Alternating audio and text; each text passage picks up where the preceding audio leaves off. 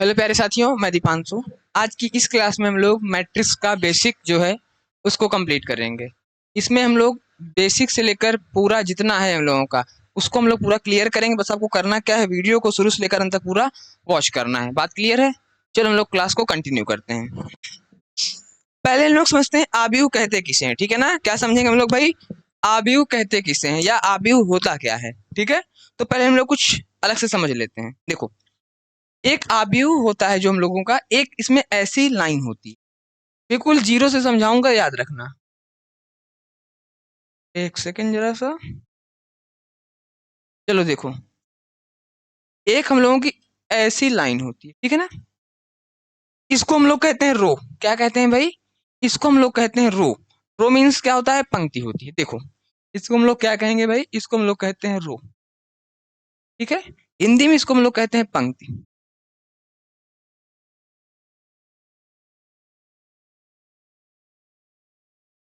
ठीक है, इसको हम लोग क्या कहते हैं? पंक्ति कहते हैं। कॉन्सेप्ट क्लियर है? एक लाइन आपकी ऐसी होती है, इसको हम लोग कहते हैं कॉलम। हिंदी में इसको हम लोग कहते हैं स्तंभ। हम्म, बात क्लियर है? एक ऐसी लाइन होती है जिसको हम लोग कहते हैं पंक्ति, एक ऐसी लाइन होती है जिसको हम लोग कहते हैं स्तंभ। एक सेकंड रुकना थोड़ा सा आप लोग। चलो ठीक है ना, यहां तक क्लियर हो गया। अब मेरी बात ध्यान से समझो। इसके बाद थोड़ा थोड़ा समझते चलो, फिर क्लियर होगा। एक ऐसा होता है, ठीक है ना? मैं बेसिक क्लियर करा रहा हूं इस रीजन से कि आपको जो बेसिक कॉन्सेप्ट है वो कभी ना भूले। ठीक है ना? चलो देखो, यहां सपोज करिए एक टर्म लिखा है दो, यहाँ तीन, यहाँ चार।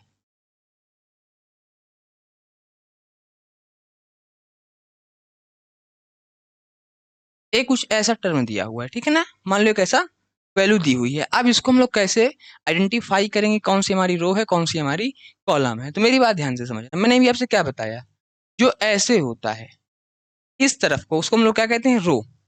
क्या कहेंगे? रो। तो हम लोग इसको बेसिक अगर हम लोग कहें शॉर्ट कट फॉर्म में तो हम इसको R1 लिखते हैं। क्या लिखते हैं भाई?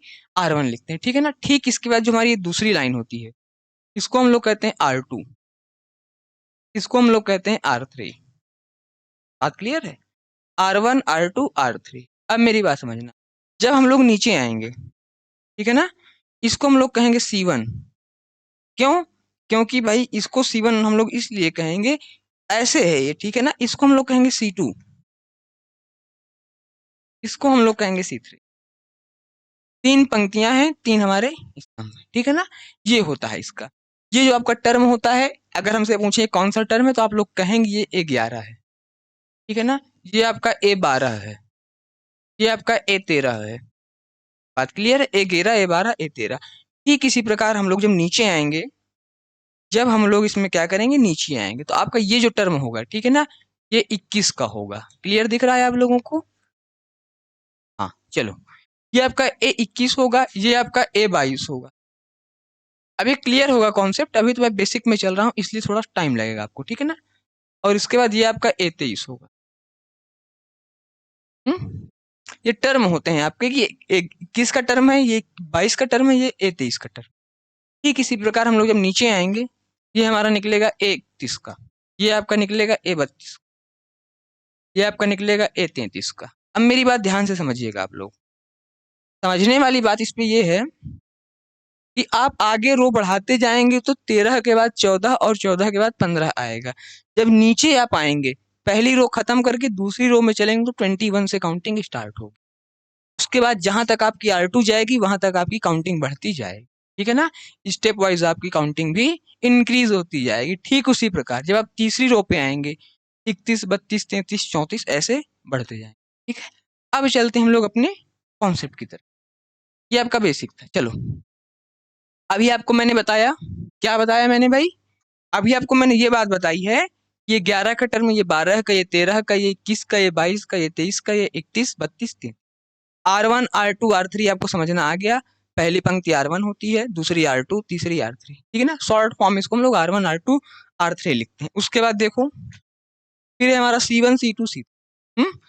हम लोग ये जो मैंने भी लाइन आपको बताई है, ठीक है ना, अभी मैंने इस लाइन के बारे में आपसे चर्चा की, इसको हम लोग क्या कहते हैं? पंक्ति कहते हैं। और जो ऐसे लाइन्स को हम लोग कहते हैं कॉलम। ठीक है ना, क्या कहते हैं भाई? कॉलम कहते हैं। अब मेरी बात एक और नोट करना है यहाँ पर जो इंपॉर्टेंट है आपके लिए। हम लोग आई से भी पंक्ति को डिनोट करते हैं। ठीक है ना, आई से हम लोग किसको डिनोट करते हैं भाई? पंक्ति को। ठीक है, और जे से हम लोग स्तंभ को। कहीं कहीं मिल जाता है तो हम लोगों को कंफ्यूजन होता है, बट हाँ स्मॉल आई होगा, नॉट कैपिटल आई। ठीक है ना, कैपिटल आई आपका आइडेंटिटी मैट्रिक्स पे आता है तो उसका यहाँ पर रोल अलग है। फिर आपका आता है एम, इसको भी हम लोग पंक्ति ही कहते हैं। क्या कहते हैं भाई? पंक्ति कहते हैं। फिर हमारा आता है एन, इसको भी हम लोग स्तंभ कहते हैं। कॉन्सेप्ट क्लियर है क्या? ये कुछ बेसिक टर्म थे। ठीक है ना, आई जे एम एन, और आर और सी तो आपको पता है भाई, कॉलम और रो। फिर देखो एक कॉन्सेप्ट इस पे और है, सदैव पहले पंक्तियों की संख्या लिखते हैं, उसके बाद हम लोग स्तंभों की संख्या लिखते हैं। ठीक है ना, क्या लिखा है भाई? सदैव पहले हम लोग पंक्तियों की संख्या लिखते हैं, देन स्तंभों की संख्या। अब हम इसमें देख सकते हैं कि हमारी पंक्तियां कितनी। ठीक है ना, हम लोग यदि इसमें देखना चाहें कि हमारी पंक्तियां कितनी हैं तो आप लोग देख सकते हैं, 3 पंक्तियां हैं, 3 स्तंभ है। कितनी पंक्तियां हैं भाई? 3 पंक्तियां हैं और 3 ही स्तंभ है। मैं इस कारण से ऐसे पढ़ा रहा हूं कि सपोज करो आपको कहीं किसी को पढ़ाना पड़ जाए, तो आप लोग इस चीज को अपनी बात किसी के सामने रख सकें, जैसे मैं बता रहा हूँ। उन्हें सीधा कॉन्सेप्ट भी समझाऊंगा तो समझ में आएगा। ऐसा नहीं है कि आपको कॉन्सेप्ट समझ में नहीं आएगा, बट मैं सोच रहा हूँ आपको पहले इसको बताया जाए, यदि आप चाहें किसी को समझाना है। अब डायरेक्ट तो यहाँ से उठा नहीं लेंगे कि आप यहाँ से पढ़ाने लगे, इसलिए मैं बेसिक कॉन्सेप्ट साथ में लेके चल रहा हूँ। कॉन्सेप्ट क्लियर हो गया? पहले पंक्तियों की संख्या, फिर स्तंभों की संख्या। अब अगले पेज में चलें। चलो, अब हम लोग देखते हैं आव्यूह की कोटि। क्या देखेंगे भाई? आव्यूह की कोटि। देखो, एक हमको ऐसा मैट्रिक्स दिया हुआ है, हमसे पूछा आव्यूह की कोटि। यहाँ पर हालांकि लिखा है 3x3, तो देखते हैं। देखो, ये आपका हुआ R1, ये आपका हुआ R2, ये आपका हुआ R3। कॉन्सेप्ट क्लियर है ना? R1 R2 R3। ठीक इसी प्रकार ये आपका हुआ C1, ये आपका हुआ C2, ये आपका हुआ C3।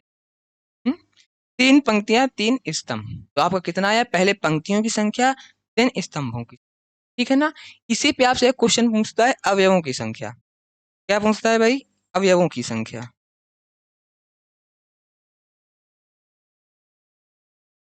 अवयवों की संख्या।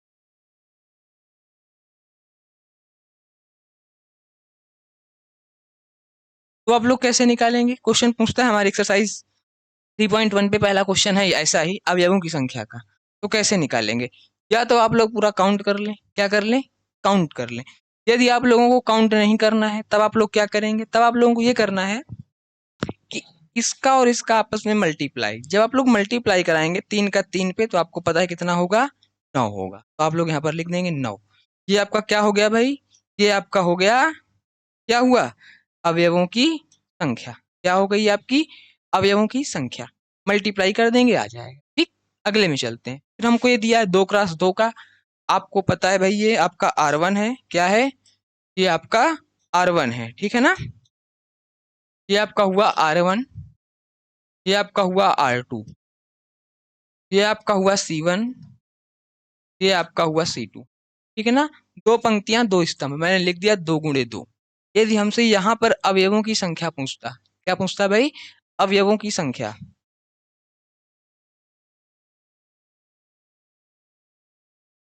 अवयवों की संख्या तो आपकी कितनी आती? 4। क्यों 4 आई?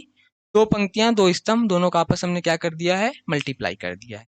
यहाँ तक क्लियर है क्या? हम्म, हमसे इंग्लिश में पूछता है नंबर ऑफ एलिमेंट्स। अगले पेज में चलें, आओ।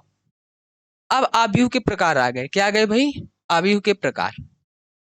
पहला हमारा इसमें है स्तंभ। अच्छा, होते बहुत सारे हैं आव्यूह के, अपर त्रिभुजी, निम्न त्रिभुजी। ठीक है ना, बट हमको जितना यूज है हम लोग उतना ही पढ़ेंगे।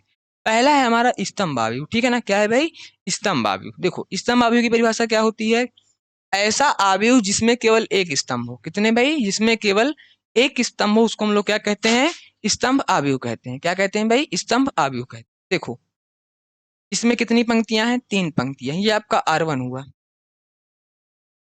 ये आपका R2 हुआ, ये आपका R3 है ना। कितनी पंक्तियां हो गई भाई इस पे आपकी? 3 पंक्तियां हो गई। स्तंभ कितने हैं इस पे आपके? 1 स्तंभ है। क्या डिफिनीशन लिखी है? डिफिनीशन भी यही लिखी है, ऐसा आव्यूह जिसमें केवल एक स्तंभ हो उसको हम लोग क्या कहते हैं भाई? स्तंभ आव्यूह कहते हैं। कॉन्सेप्ट क्लियर है क्या? तो आप लोग कह सकते हैं 3 गुणे 1 का मैट्रिक्स। 3 गुणे आपने 1 क्यों लिखा? इसलिए 3 गुणे 1 लिखा आपने क्योंकि पहले हम लोग किसकी संख्या लिखते हैं भाई? पंक्तियों की संख्या लिखते हैं। सबसे पहले हम लोग पंक्तियों की संख्या को ही लिखते हैं। चलो, कोई कौन दिक्कत है क्या यहाँ तक? बोलो भाई, आप लोगों को यहाँ तक कोई दिक्कत हो तो बताइए, नहीं फिर आगे चलें। चलो अब आगे आ जाओ, दूसरे को देखते हैं हम लोग। दूसरा है हमारे पास इस पे पंक्ति आव्यूह। कौन सा है? पंक्ति आव्यूह। पंक्ति आव्यूह की डिफिनेशन क्या होती है? ऐसा आव्यूह जिसमें केवल एक पंक्ति हो। कितनी पंक्ति हो भाई? एक पंक्ति हो, उसे हम लोग कहते हैं पंक्ति आव्यूह। चलो देखो आप लोग, इसमें हमारी केवल एक पंक्ति है, उसको हम लोग क्या नाम देंगे? R1। स्तंभ कितने हैं आपके? C1 C2 C। ठीक है ना। 3 स्तंभ है, एक पंक्ति है। हम लोग इसको कैसे लिख सकते हैं? 1 गुणे 3। हालांकि 1 गुणे 3 क्यों लिखे हैं, हर बार बता रहा हूं इस बात को। पहले हम लोग पंक्तियों की संख्या लिखते हैं, फिर हम लोग स्तंभों की। Clear concept? ये हो गया हम लोगों का पंक्ति आव्यूह। अब अगले पे चले। अगला है हमारे पास वर्ग आव्यूह। ऐसा आव्यूह जिसमें पंक्तियों और स्तंभों की संख्या समान हो। मतलब क्या है? यदि पंक्तियां 2 हैं तो स्तंभ भी 2 होने चाहिए। यदि हमारे स्तंभ 3 हैं तो पंक्तियां भी 3 होनी चाहिए। ठीक है ना। कॉन्सेप्ट क्लियर है यहाँ तक? देखो कितनी पंक्तियां हैं भाई? पहली आपकी R1, R2, C1,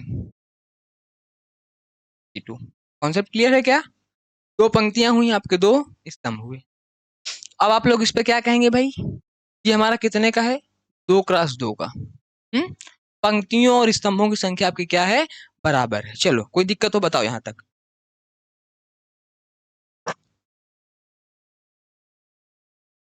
एक एग्जांपल हम लोग और देखते हैं इसी पे।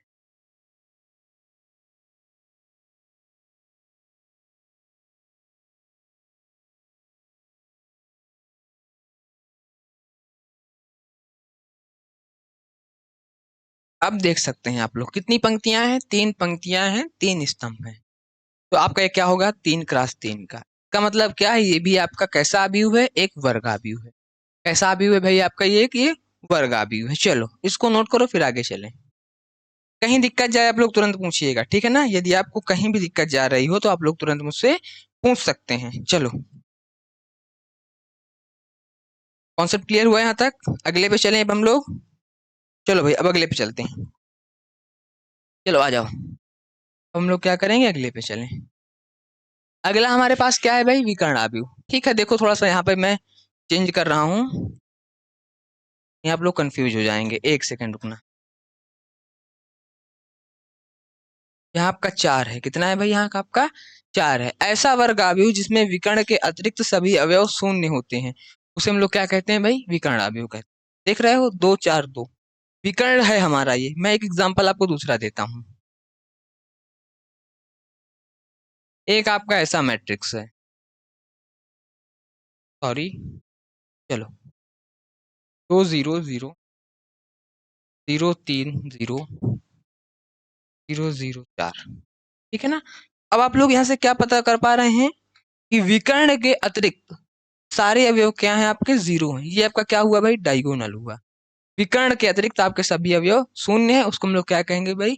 विकर्ण आव्यूह कहेंगे। थोड़ा सा भी कंफ्यूजिंग टॉपिक यहाँ से स्टार्ट होता है, क्योंकि विकर्ण के बाद अभी आपका आइडेंटिटी मैट्रिक्स भी आएगा इस पे। ठीक है ना।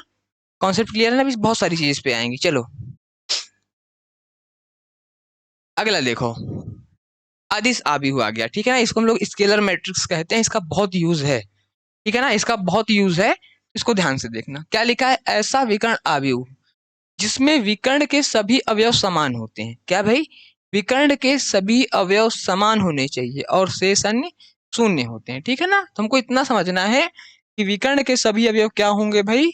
समान होंगे और शेष 0। तो आप लोग देख सकते हैं, जो आपका विकर्ण है ये, ठीक है ना, क्या है भाई?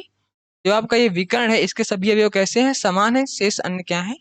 0 है, इसको हम लोग क्या कहेंगे भाई? विकर्ण अवयव कहेंगे। एक एग्जांपल मैं और दे दूं इसी में आपको।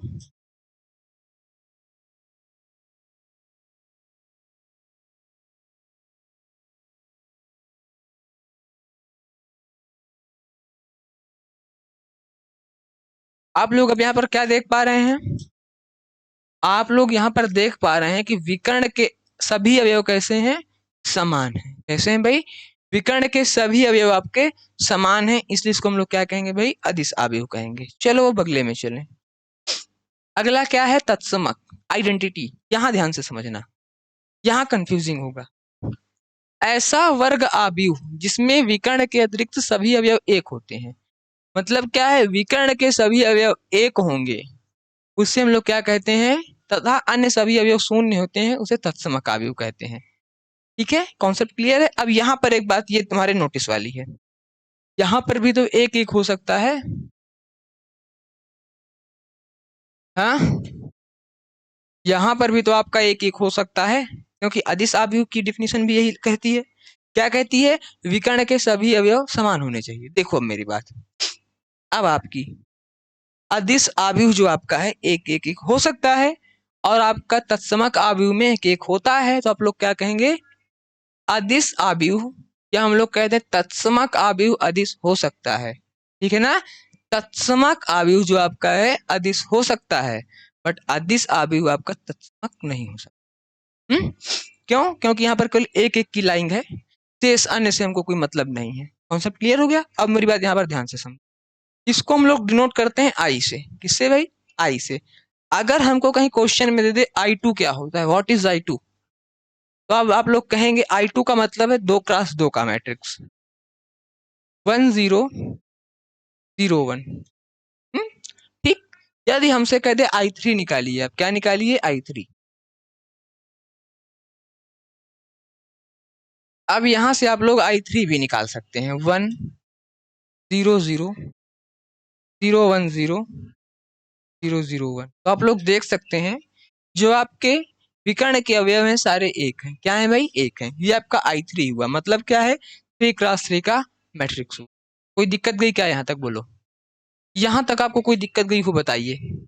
उम्मीद है आपको यहाँ तक कहीं दिक्कत नहीं गई होगी। चलो अब चलते हैं हम लोग अगले पे अपने। क्या है? शून्य आव्यूह। क्या है भाई? शून्य आव्यूह। ऐसा आव्यूह जिसमें पंक्तियों और स्तंभों के सभी अवयव शून्य हो। क्या हो भाई? पंक्तियों और स्तंभों के सभी अवयव शून्य हो, उसे हम लोग कहते हैं शून्य आव्यूह। क्या कहते हैं भाई? शून्य आव्यूह कहते हैं। देखो 0 0 0 0 0 0 0 0 0, तो आपका ये क्या हो गया भाई? ये आपका जीरो मैट्रिक्स हो गया। क्या हुआ? Zero matrix. अच्छा एक बात और ध्यान रखना, कहीं कहीं हमसे पूछता है व्हाट इज नल मैट्रिक्स।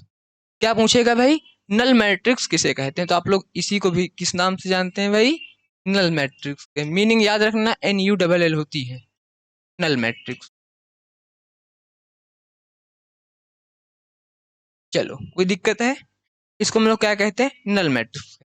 अच्छा और भी है, रेक्टेंगुलर भी है आपका। जैसे आपका अभी मैंने पढ़ाया ना आपको वर्ग आव्यूह, वैसे आपका होगा रेक्टेंगुलर मैट्रिक्स भी आपका हो जाता है। आयताकार आव्यूह, आयत आव्यूह, तो उसको में क्या होता है? पंक्तियों और स्तंभों की संख्या कभी भी समान नहीं होती। वो तो हालांकि अलग चीजें हैं। चलो कुछ क्वेश्चंस हैं, क्वेश्चन सॉल्व करेंगे हम लोग, ठीक है ना? अब देखो क्वेश्चन, इसको सॉल्व करने से पहले हम लोग कुछ और क्वेश्चन देख लें अपने से। अब देखना, एक क्वेश्चन लिख रहा हूं, आपकी एक्सरसाइज का ही होगा ये।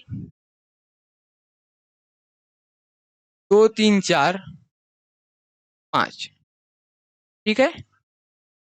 1 2 √4 2, सॉरी √3 लिख लो यहाँ पर। अब यहाँ 3 1 2 5, बहुत सारी वैल्यू सेम है, हालांकि उससे आपको कोई मतलब नहीं है। अब यहाँ से क्वेश्चन बनता है, उस क्वेश्चन को आप लोग ध्यान से देखिए। क्वेश्चन बनेगा आव्यूह की कोटि।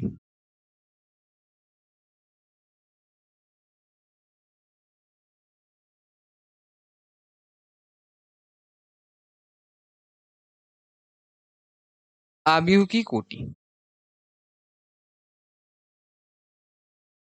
पहला क्वेश्चन आपका क्या बनेगा भाई? आव्यूह की कोटि का। दूसरा बनेगा आपका अवयवों की संख्या।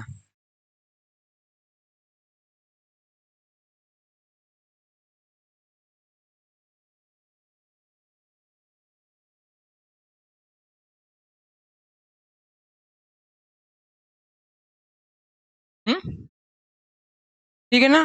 फिर आपको कुछ वर्ड देगा अवयव। क्या देगा? एक अवयव नाम का शब्द देगा आपको। इस पे लिख देगा आपको ये। आपको पहला टर्म फाइंड करना है A21 का, दूसरा फाइंड करना है आपको A32 का, तीसरा फाइंड करना है आपको A33 का, चौथा फाइंड करना है आपको A14 का। इसका भाई A14 का।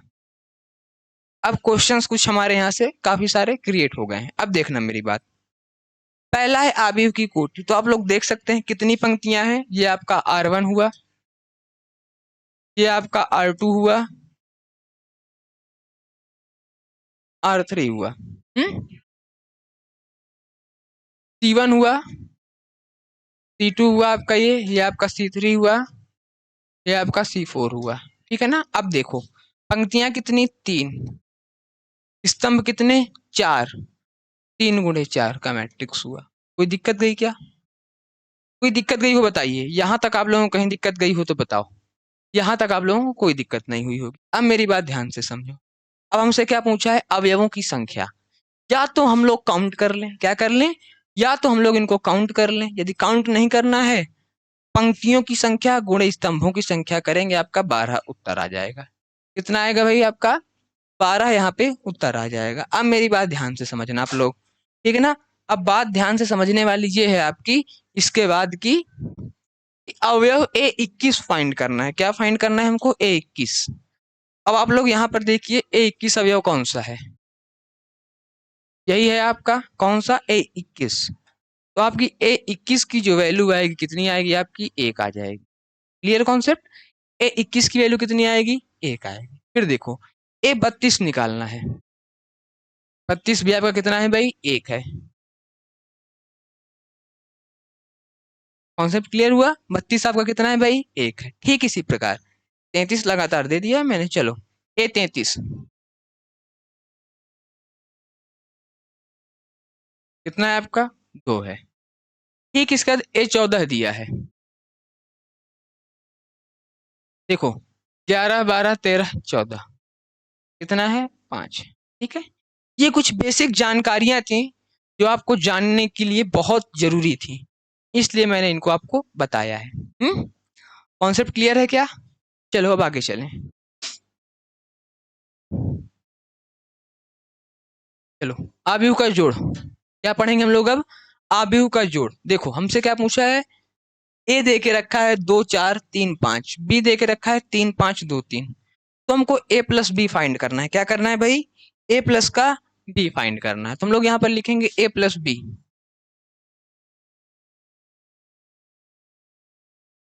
हम लोग पहले ए की वैल्यू लिखेंगे। किसकी लिखेंगे भाई?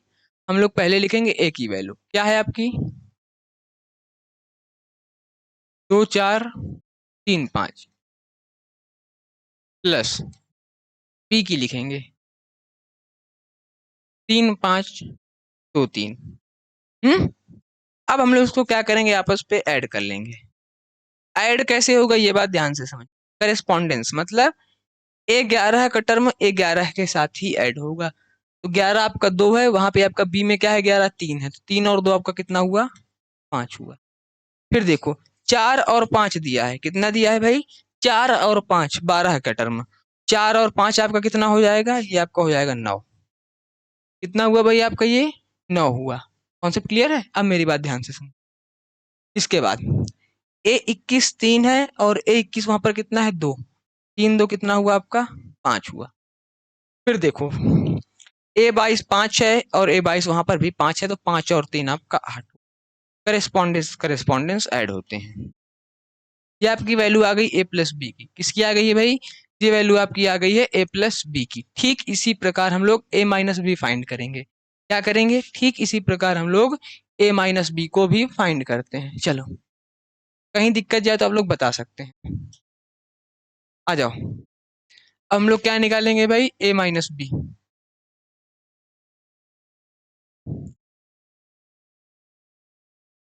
सेम कॉन्सेप्ट में अप्लाई करेंगे जैसे हमने पिछले पे किया था। ठीक है। जैसे हमने पिछले पे किया था उसी कॉन्सेप्ट में भी इसको भी अप्लाई करेंगे। देखो 2 4 3 5 माइनस, एक सेकेंड, चलो, 3 5 2 3, यहाँ से वैल्यू आपकी आ जाएगी a माइनस बी की। 2 - 3 आपको पता है -1 होता है, कितना होता है? 2 - 3 आपका माइनस का 1 होता है। 4 - 5 करेंगे आप लोग, -1 होगा। ठीक है ना? क्यों क्यों हुआ ये? क्योंकि हमने क्या कहा, करेस्पॉन्डेंस करेस्पॉन्डेंस के साथ जोड़ते हैं, उसी को ही घटाते हैं। 3 - 2 करेंगे आपका 1 आएगा, 5 - 3 करेंगे आपका 2 आएगा। ठीक है ना? ये क्या हुआ आपका? ये हुआ आपका घटाना। कहीं दिक्कत गई क्या? बोलो, कहीं दिक्कत गई भाई? आप लोगों को कहीं दिक्कत नहीं गई होगी। अब चलें आगे। अब हम लोग क्या देखेंगे? इसका मल्टीप्लाई देखेंगे। क्या देखेंगे भाई? इसका हम लोग अब मल्टीप्लाई देखें। चलो आ जाओ, चलो भाई। ओह, ओह, पूरा चला गया क्या भाई?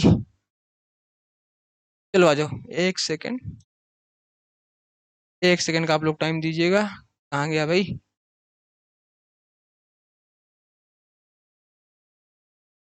चलो, वहां तक आप लोगों को समझ में आ गया था? ठीक है ना? वहां तक आप लोगों को क्या हुआ था भाई? समझ में आ गया होगा। अब हम लोग आगे देखते हैं। देखो, इसको इरेज कर लूं पहले मैं। इरेज नहीं हो रहा है क्या भाई? हो तो रहा है। चलो, एक सेकंड का समय देना आप लोग बस।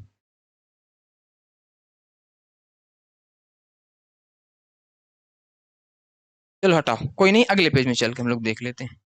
एक हमको दिया हुआ है ऐसा, 2 3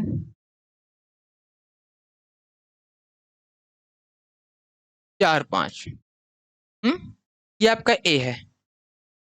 कौन सा है भाई? आपका ये ए टॉपिक है, ए टर्म। देन हमको बी देखो क्या दे के रखा है। बी हमको दे के रखा है 4 5 2 3। ये आपका क्या दे के रखा है भाई? ये आपका बी दे के रखा है। अब हमको इसका ए इंटू बी निकालना है। क्या निकालना है भाई इसका? हम लोगों को ए इंटू बी। तो देखो, जब भी हम लोग ए बी निकालेंगे, क्या करेंगे? पहली पंक्ति का गुणा पहले स्तंभ से। ये आपकी पहली पंक्ति है, ये आपका पहला स्तंभ है। 2 का 4 पे करेंगे आपका 8 होगा, 3 का 2 पे करेंगे आपका 6 होगा। कोई दिक्कत गई क्या? बोलो, कोई दिक्कत गई? 2 का हमने 4 पे किया 8 हुआ, 3 का 2 पे किया 6 हुआ। फिर देखो, पहली पंक्ति का हम लोग दूसरे स्तंभ में करेंगे। किसमें करेंगे भाई? दूसरे स्तंभ में। 2 का 5 पे करेंगे आपका 10 हुआ, 3 का 3 पे करेंगे आपका। कोई दिक्कत है क्या? नहीं। यहाँ तक आप लोगों को कोई दिक्कत नहीं हुई होगी। अब मेरी बात ध्यान से सुनो। दूसरी पंक्ति का पहले स्तंभ से 4 का 4 पे करेंगे आपका 16 हुआ, 5 का 2 पे करेंगे आपका 10 हुआ। फिर देखो, दूसरी पंक्ति का दूसरे स्तंभ में 4 का 5 पे करेंगे आपका 20 हुआ, 5 का 3 पे करेंगे आपका 15 हुआ। अब हम लोग इसको क्या करेंगे? ऐड कर लेंगे। जब हम लोग इन दोनों को आपस पे ऐड करेंगे तो आपका कुछ ऐसी वैल्यू आएगी, 8 6 14, 10 9 19, 16 10 26, 30 15। ये आपका जो मल्टीप्लाई था, ये 2 क्रॉस 2 का था। किसका था भाई? 2 क्रॉस 2 का। ऐसे ही हम लोग निकालते हैं भाई 3 क्रॉस 3 का। कैसे? ठीक इसी प्रकार, जोड़ हो, गुणा हो, घटाना हो, उसको भी हम लोग 3 क्रॉस 3 का भी ऐसे ही निकालते हैं। देखो, एक क्वेश्चन बता दे रहा हूँ 3 क्रॉस 3 का भी आपको।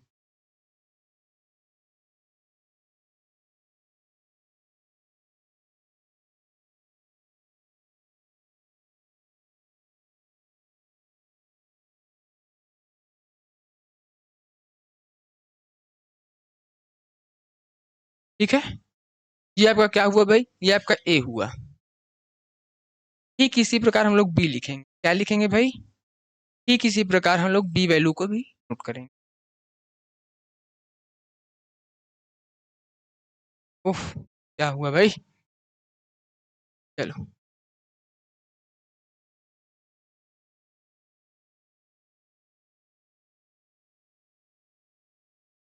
चलो, ये आपका क्या है भाई? बी है। अब हमसे यहाँ पर पूछ सकता है ए डॉट बी निकालो। अब क्या निकालो? ए का बी से मल्टीप्लाई करो। उसी कॉन्सेप्ट में इसको भी हम लोग हल करेंगे। कैसे हल करेंगे? पहली पंक्ति का गुणा कर देंगे हम लोग पहले स्तंभ से। किससे कर देंगे भाई? पहले स्तंभ से। 3 का 1 पे करेंगे आपका 3 हुआ, 2 का 2 पे करेंगे आपका 4 हुआ, 1 का 2 पे करेंगे आपका 2 हुआ। ठीक है, कोई दिक्कत गई क्या यहाँ तक बोलो? यहाँ तक आप लोगों को कोई दिक्कत गई नहीं गई होगी। अब मेरी बात ध्यान से समझ। अब क्या करेंगे, पहली पंक्ति का दूसरे स्तंभ से मल्टीप्लाई किससे करेंगे भाई? दूसरे स्तंभ से। 3 का 2 पे करेंगे आपका 6 होगा, 2 का 4 पे करेंगे आपका 8 होगा, 1 का 5 पे करेंगे आपका 5 होगा। ठीक है ना, ये क्या हुआ, पहली पंक्ति का मैंने दूसरे स्तंभ से करवा दिया है। अब मेरी बात ध्यान से समझ। अब क्या करेंगे, पहली पंक्ति का तीसरे स्तंभ से। 3 का 3 पे करेंगे आपका 9 होगा, 2 का 3 पे करेंगे आपका 6 होगा, 1 का 6 पे करेंगे आप लोग आपका 6 ही आएगा। बात क्लियर है? अब मेरी बात ध्यान से समझो। अब दूसरी पंक्ति का पहले स्तंभ से 2 का 1 पे करेंगे आपका 2 होगा, 4 का 2 पे करेंगे आपका 8 होगा, 5 का 2 पे करेंगे आपका 10 होगा। फिर देखो मेरी बात, अब दूसरी पंक्ति का करेंगे दूसरे स्तंभ से। 2 का 2 पे करेंगे आपका 4, 4 का 4 पे करेंगे आपका 16, 5 का 5 पे करेंगे आपका 25। कॉन्सेप्ट क्लियर है क्या? चलो, अब क्या करेंगे, दूसरी पंक्ति का तीसरे स्तंभ। 3 का 2 पे करेंगे आपका 6 आएगा, 4 का 3 पे करेंगे आपका 12 आएगा, 6 का 5 पे करेंगे आपका 30। कॉन्सेप्ट क्लियर है? ये वहां तक वैल्यू आ गई। अब देखो मेरी बात, तीसरी पंक्ति का पहले स्तंभ से 4 का 1 पे आपका 4 हुआ, 2 का 2 पे आपका 4 हुआ, 1 का 2 पे आपका 2 हुआ। तीसरी पंक्ति का मैंने किससे करवाया? पहले स्तंभ। फिर देखो तीसरी पंक्ति का ही दूसरे स्तंभ से होगा। 4 का 2 पे करेंगे आपका 8 होगा, 2 का 4 पे करेंगे आपका 8 होगा, फिर 1 का 5 पे करेंगे आपका 5 होगा। ठीक है ना, मैंने क्या किया, तीसरी पंक्ति का दूसरे स्तंभ से। अब हम लोग क्या करेंगे, तीसरी पंक्ति का ही तीसरे स्तंभ से।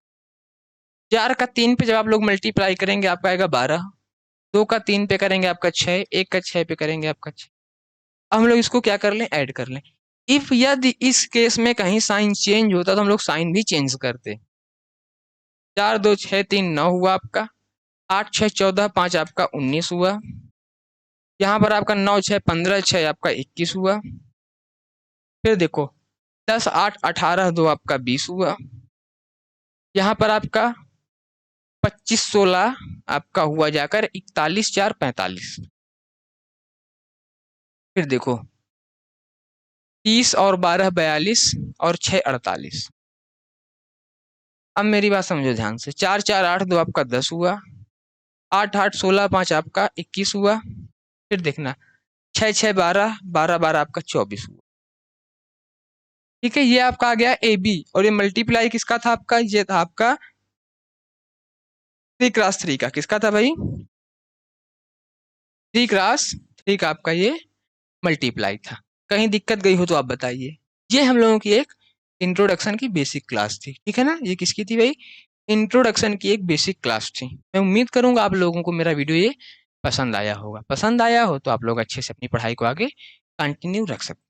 मिलेंगे अगले वीडियो में, तब तक के लिए जय हिंद जय भारत।